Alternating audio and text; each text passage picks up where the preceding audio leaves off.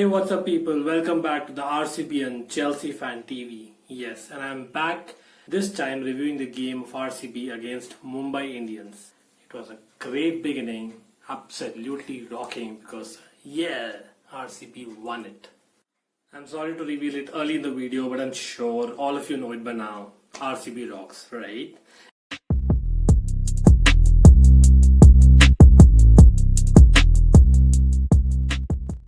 Virat Kohli has been extremely unlucky when it comes to tosses in the last few months, especially for Indian team that is. However, we surprisingly won the toss and he, even more surprisingly, chose to field first. The reason I'm saying surprising is because the Chennai track was expected to be turning, but he chose to field. Probably because he wanted to see the opposition first and then plan the chase better, as it's the first game of the tournament, and it would settle our nerves and come to terms with the game. Also, Virat Kohli is a great chaser, and so is RCB.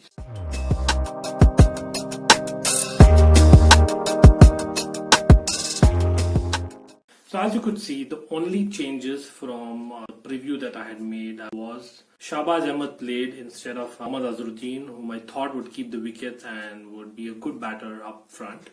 But ABD was to keep wickets in this game, so that's fair because the Chennai pitch is particularly helpful for a spinner like Shahbaz Ahmed, and he could be a vital option for Virat Kohli if he needs. Second, the change that you see from the preview was that Navdeep Saini did not play and instead Mohammad Siraj played, and that's perfectly fine because Mohammad Siraj and Navdeep Saini are pretty comparable in my opinion, with Siraj more a trier, whereas Saini more a pace and death bowler comparatively. And Mumbai Indians, I believe there was no real surprise apart from this young South African Marco Jansen, who was supposedly a cheeky buy from Mumbai Indians because of Kyle Jamieson going at 15 crore and a similar statured player like Jansen going very cheap.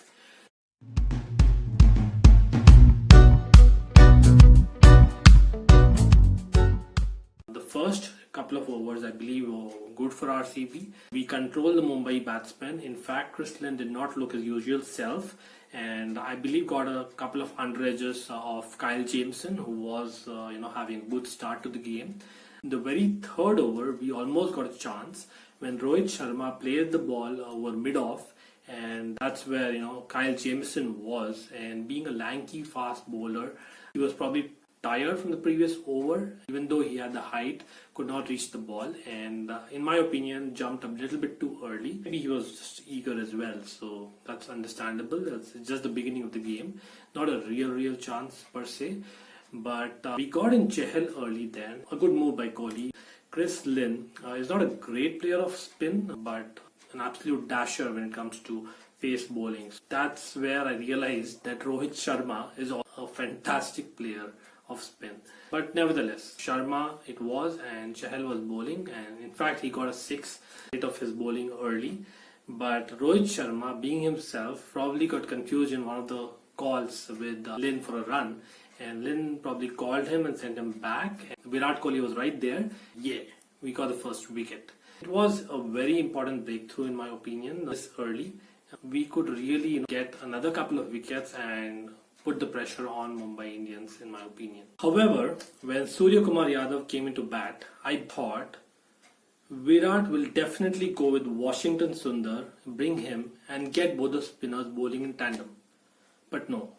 I understand Surya Kumar Yadav is a good player of spin, but I'm sure it was quite evident that all they were thinking about is two right-handers at the crease and we cannot get an off-spinner. I don't know what this modern, I'm sorry to say, but it is a modern kind of thought. I understand T20 is about hitting more than any other format. And it's not a given that an off-spinner is easier to hit than a leg spinner for a right-hander. Like, I really don't get that logic. It is the highest level of cricket that we can think about. And these guys are thinking about left and right combinations. Like they're not used to it or what?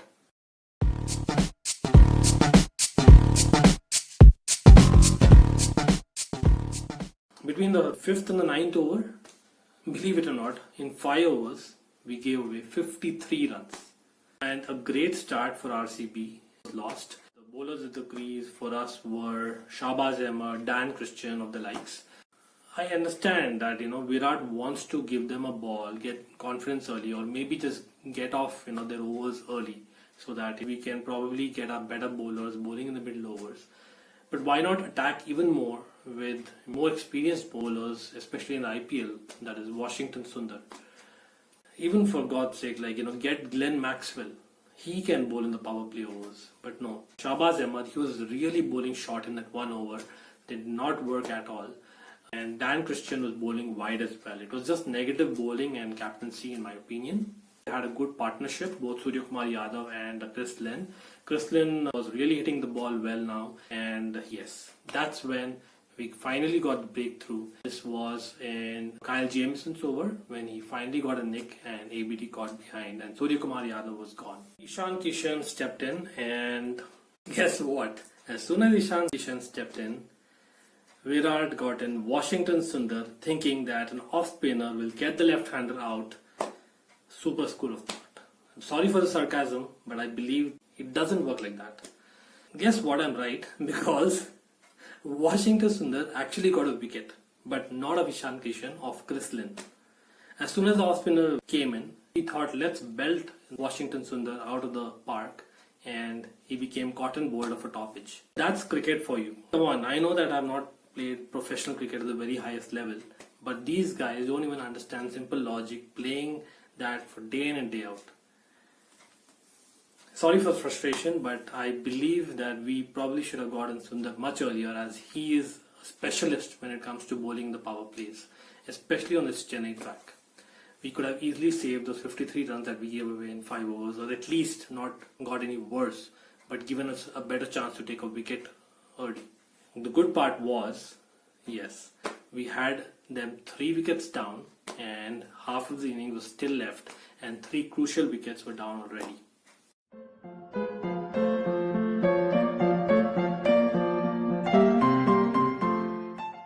When Hardik Pandya came into bat, I could have easily set a platform for a great finish to the end for Mumbai Indians, and they were just trudging the game along at about 7 or 8 and over for the next few overs.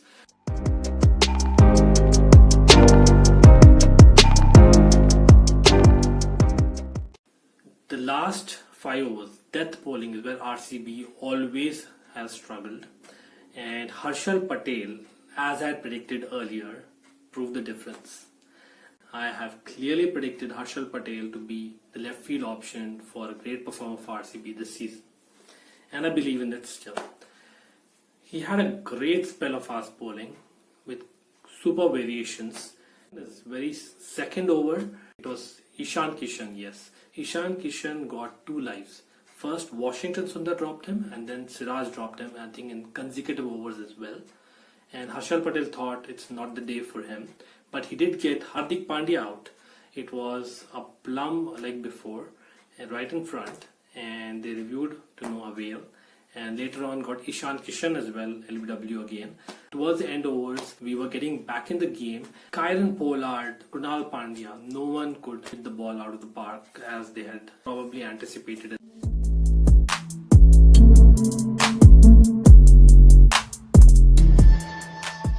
In fact, he was on a hat-trick, and I think it was Marco Jansen, the debutant for Mumbai Indians, who was there, and he almost got a hat-trick. I believe it was a slower Yorker. However, in the very next ball, he got him out of a proper pacey Yorker. He ended with a fifer, yes. He had another chance of taking a wicket as well when Virat Kohli dropped a catch. It was of Krunal Pandya, who really hit the ball hard, and Virat Kohli went for the catch like this and missed the ball totally, which hit his eye.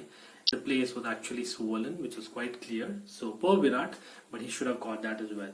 So Harshal Patel taking 5 wickets, whereas he deserved probably 6 or 7 wickets. And Mumbai ended with just a paltry 159.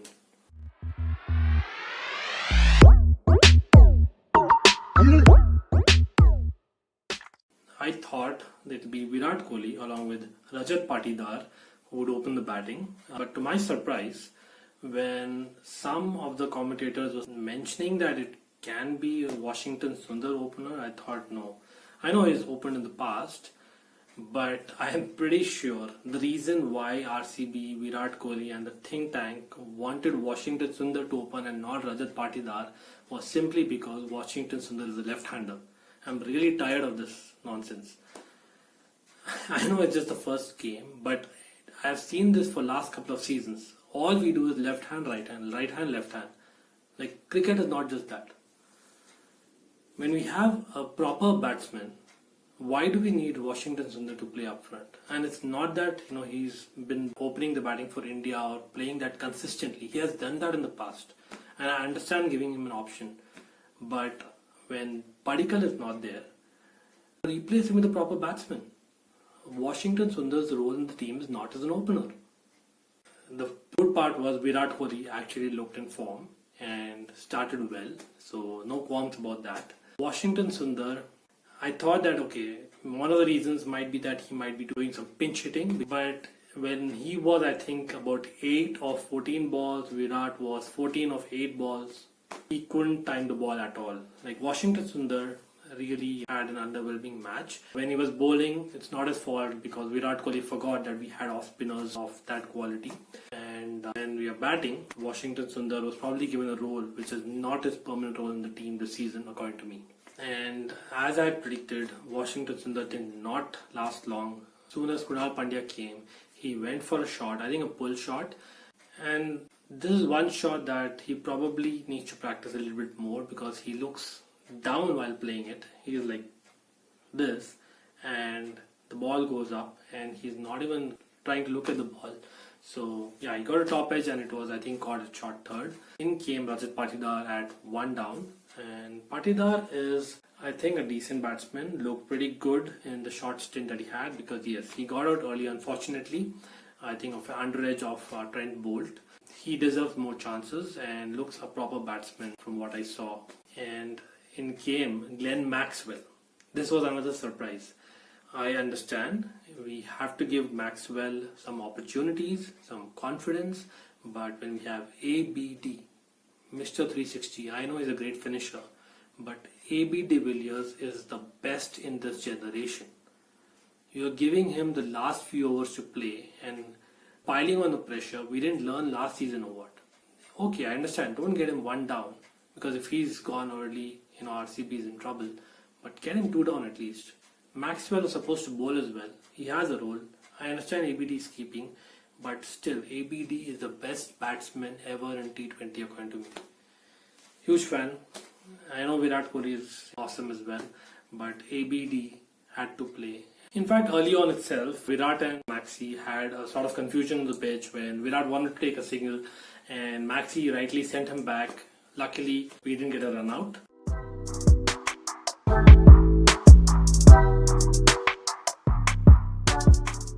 We were maintaining the run rate somewhere around 7.5 an over, which was perfectly fine if we had kept wickets, and that's what we exactly did. Virat and Maxwell started to gel well with each other, and if Virat was not able to rotate the strike enough in the middle overs, Maxwell proved to be the difference. He got 2 huge sixes. It probably reached Marina Beach in Chennai. That really took the pressure off Virat, and we were a little bit ahead of the run rate also at a stage.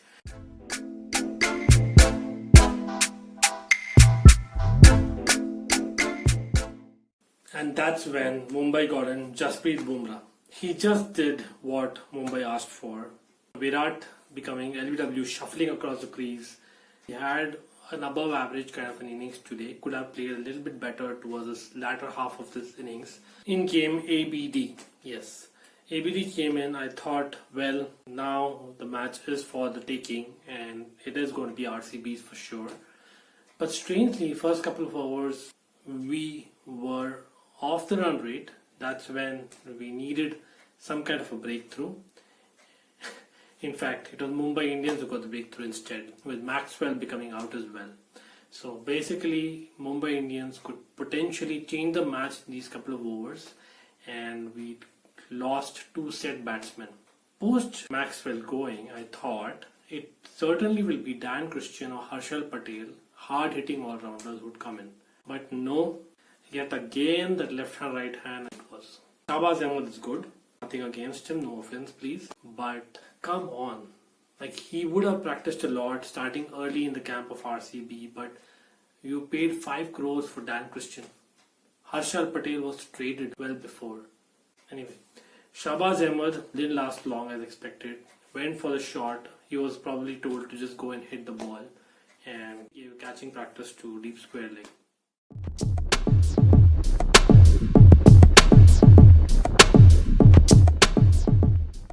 That's when ABD really took the match by the scruff of its neck and took Rahul Chahar. The leg spinner could not do it against ABD this time, and ABD belted him for a 6 and a 4 and got back the momentum that we really needed.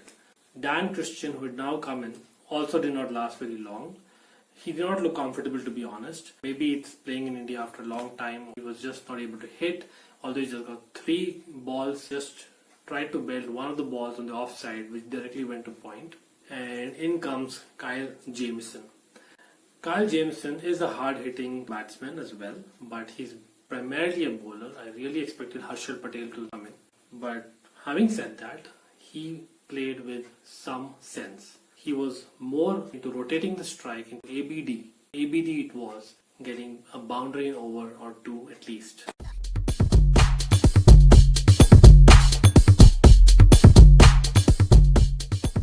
I don't know what happened to ABD. He wanted the strike in spite of Jamieson doing well, taking singles previously. Jamieson had to sacrifice himself. Finally, Harshal Patel comes to the crease and ABD keeps strike for the next over as well. They bowled out Jasprit Bumrah the 17th and 19th over, and ABD made sure to keep most of the strike.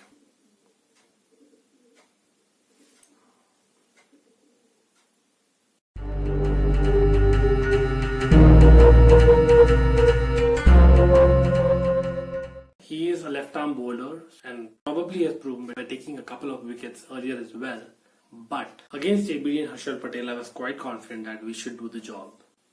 ABD took a single of the very first, which was surprising because he was trying to keep the strike till now. And Harshal Patel's day it was, because the next 2 deliveries, he really played well, which got the equation down very easy for us, and we were not choked this time around. No, ABD again, with just 2 balls to go, he got run out. It was probably 2 runs, but he ran slow or took a longer turn while coming for the second run.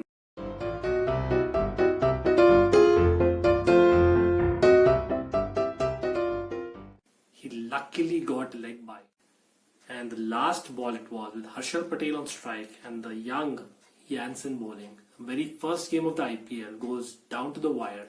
1 ball, 1 run needed. And yes, Harshal Patel did the job for RCB, and we have points on the table, top of the table as well. I know it's funny, but fact. Needless to say, the man of the match is Harshal Patel, as I predicted as well. So that's about it, guys. And for now, enjoy your weekend, and I'm hoping I come back better next time around with another win for RCB. And of course, please also look forward to the Chelsea videos. I request you to please subscribe. I'm getting views, but most of you are forgetting to press the subscribe button. It's not just a bell icon like, which I definitely need as well, but subscribe. Please. Thank you. RCB rocks, and keep the blue flag flying high.